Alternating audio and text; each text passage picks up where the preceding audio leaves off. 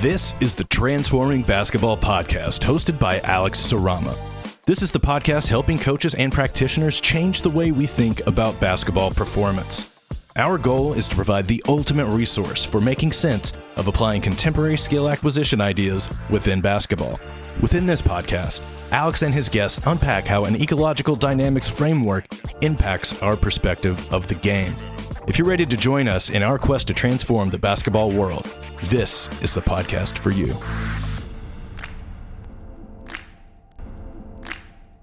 Welcome back to the podcast. Gray, Adam, and myself are going to unpack a pretty big topic on today's one. And this is mostly theoretical, but we're going to look at why a coach is sometimes reluctant to change. And this is something since we launched with Transforming Basketball, something we've been seeing a lot is some reluctance and maybe a form of inertia which exists.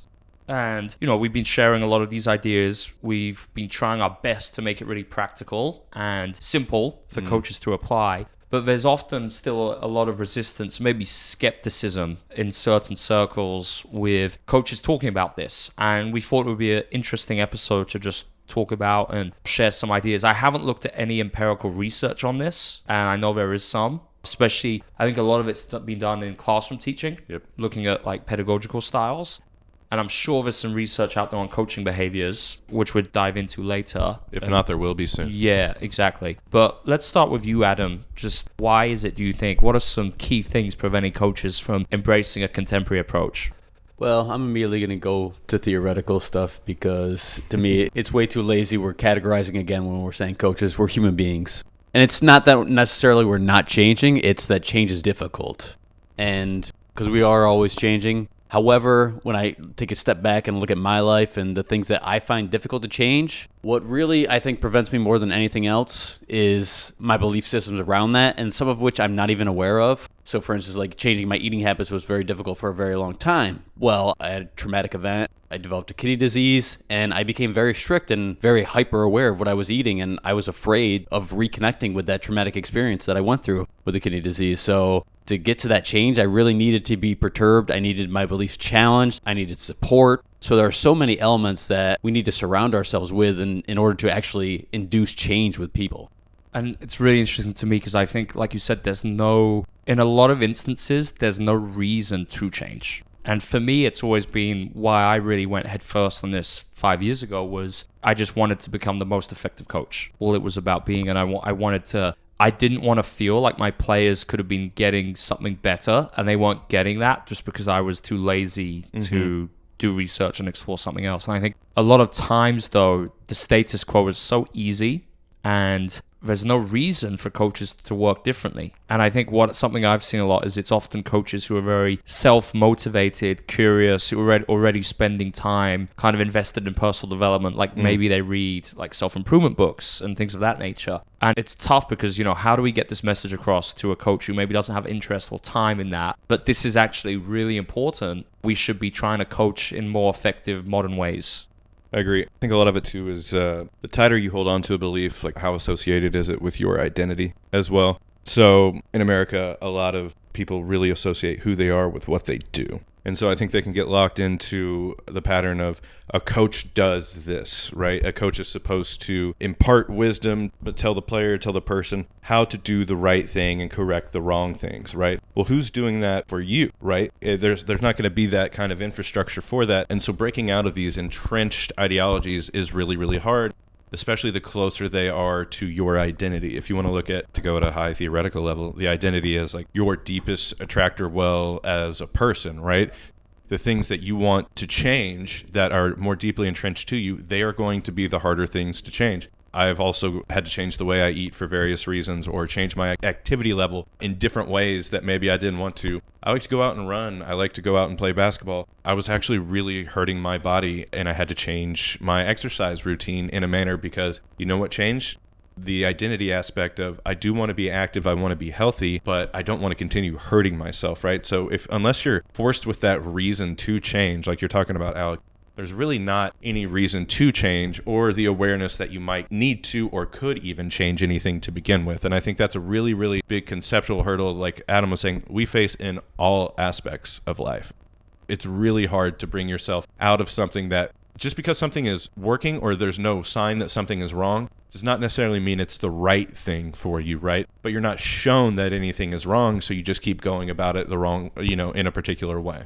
For me, the point I always come back to, and you guys know me well, obviously, I have a sense of frustration sometimes where I feel like this is so easy, like the information is so accessible, and I just get frustrated that some coaches have no interest in even engaging with the material or just trying it. And that's the thing that always pisses me off a little bit, because it's like ourselves and many others in the skill acquisition community, we're doing a lot of work to try and help coaches.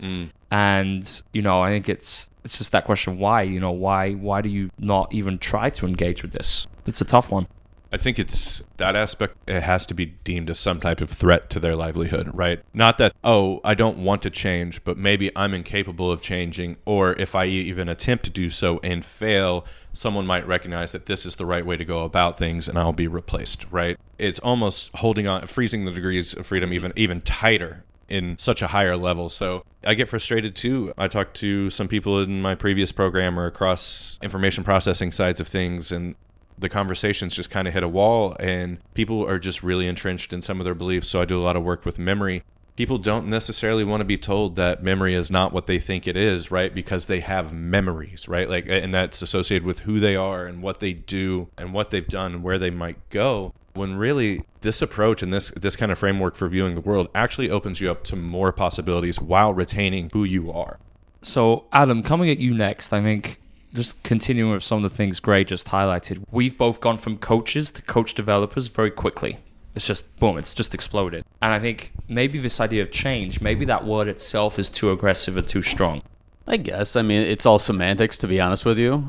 These words have different meanings, and that's frankly why I don't say a lot when I'm coaching, because words require interpretation, and that means one word means to me is different than you. To me, it's an evolution, and we're always evolving. There is no, boom, I changed today. It's providing some sort of intervention. What I keep coming back to as we're discussing this change thing is just like when I wake up in the morning, it's so easy to fall into my old routine unless there's something literally blocking me from doing so. I need to be perturbed out of that attractor state. Otherwise, I'm just going to stay there. Because inherently, as human beings, to shift a little bit different, our bodies are freaking lazy. So let's say this then, Adam. Let's say my position in London Lions, right, as the director of methodology. Luckily, I've got an amazing coaching staff, right? And it didn't have to be a case of we must coach this way. Yes, it was very clear at the start we were using the CLA, but the coaches just gravitated towards it and just did a great job immediately. But what could coaches do if there's not actually like a director or a general manager saying to the coaches, this is what we're doing? Could coaches maybe try and impose some of these constraints upon them themselves? Yeah, and I think get a part of this community with Transforming Basketball, or just share these ideas with other people. If you're somewhat interested, reach out to Alex, reach out to myself, reach out to Gray, because you need a support system. I mean, I did it by myself, and I ended up getting fired for it. I knew it was right, so I stayed with it, and I did have some support. But if you have a support system, like a coach developer with you, like along the way, God, that's got to be so much easier. I wrote about it at the end of the book, Adam. I was fired too from this program in Belgium. Everyone thought it was the best thing in the basketball world. And it was, the more time I spent there, the bigger the cracks, the cracks widened. And it was games approach and drills versus CLA. And everyone just perceived it as being the best thing. And I was fired for wanting to really go down this path. And I think that's the thing we're getting at. Like, we've been there, we've gone through the struggle for coaches. I think if coaches want to engage with us, we can really share what works, what doesn't work. And just the advice of things that we've found has resonated as we've been through this journey. Absolutely. And I think one unique thing we're doing here as compared to other models, there's a lot of free resources, and I don't think anyone here cares if you sign up for every Transforming Basketball product ever. I mean, please buy Alex's book in stores now. But, the idea is that you can actually listen to us, take these ideas, and go develop it on your own, and you don't have to go buy the comprehensive dictionary of everything that has ever occurred in a basketball game to feel like you can be a master of the game. You can take these ideologies and these ideas and develop them yourself. And what we kind of offer here is more of a structured community to bounce these ideas off of. But we're not hoarding knowledge. This knowledge is available, and it's been going on for decades, and it's across sports science. I find it really funny that some people on social media have called us like salespeople and marketers because it's the complete opposite to what we are. It's open source. You know, I think it's so apparent in just how we are, how all the free stuff we offer. But unfortunately, you're always going to get that. Of course.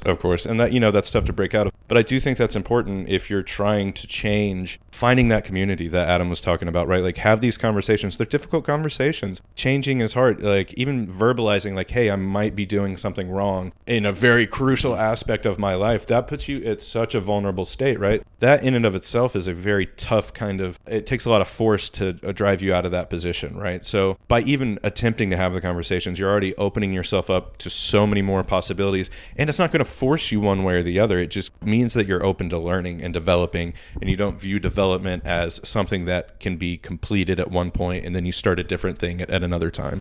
Just an open message here for the coaches listening to this. I think we'd love to get your thoughts on this and maybe some specific ideas as to how we could use our platform at Transforming to help, inspire more change, help you figure out some of these things. Because I think, we're so into it, sometimes we don't actually step back and see what else we could be doing. So if you have any specific ideas listening to this as to what you'd like to see from us, please just shoot us a message. It would be great to hear. Absolutely. So I think that's a great note to end this episode on. Adam and Greg, thanks for joining me.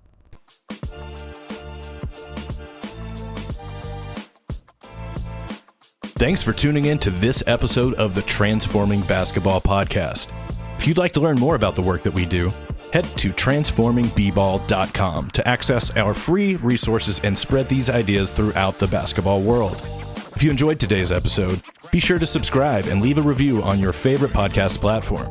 You can also connect with us on Instagram, X, or YouTube with any questions that you have from the episode.